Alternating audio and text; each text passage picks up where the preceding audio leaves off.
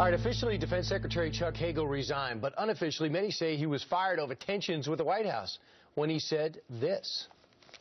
ISIL is as sophisticated and well-funded as any group that we have seen. They're beyond just a terrorist group. This is beyond anything that we've seen. So we must prepare for everything.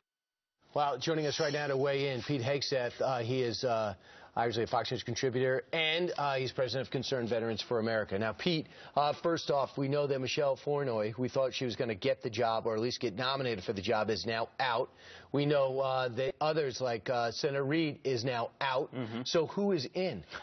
Good question. Well, they've mentioned Jay Johnson, and that would be your insider-type pick, someone who's already close to the president, would lean toward his existing policy. Isn't he? No, he's not a war fighter. He's not a typical defense chief. But that's at this point they're closing ranks around folks that are loyal to the president. It's a Susan Rice policy. Who would want the job right now is the problem. After you mow through 3 defense secretaries, shouldn't we be asking? Maybe it's not them. Maybe it's me. Shouldn't the president be asking? Am I the one pushing these guys out because of my ridiculous policies? I would suggest someone like a Petraeus or a McChrystal, except those guys have already been through the ringer. Those guys have already seen that this White House is going to drive policy, not the Pentagon. I'll throw out a sleeper pick, someone like H.R. McMaster over at TRADOC, a 3-star general, led the fight in Talafar, has been through these wars in Iraq and Afghanistan, a thoughtful guy, a soldier's soldier. Someone like that might be an interesting pick. Evidently, the President of the United States said he was turned in October. He said, hey, what are your ideas, Chuck Hagel, for fighting ISIS? And basically, he was radio silent.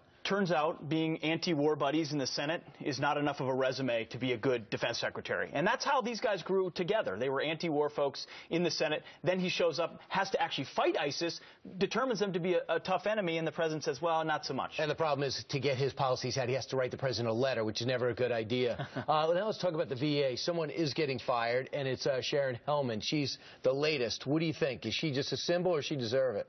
Oh, she deserves it. Good riddance. 207 days too late, $90,000 of paid administrative leave later. Sharon Hellman, the poster child of the Phoenix VA, is finally gone. Not going to fix everything, but for those who have followed this closely, and I know you guys have, she was the one that covered up the secret list from the beginning. The fact that it took 9 months to fire her is indicative of how bad the VA is. Right, and there's about 30 other people that could be fired as well. Many more. All right, thanks, Pete. Thanks, Brian. Appreciate it. We'll see what happens in the next few days, see who gets nominated, because when the person gets nominated, they're going to have to defend the whole Iraq policy, ISIS policy, and Afghanistan policy. Thanks, Pete. Thank you.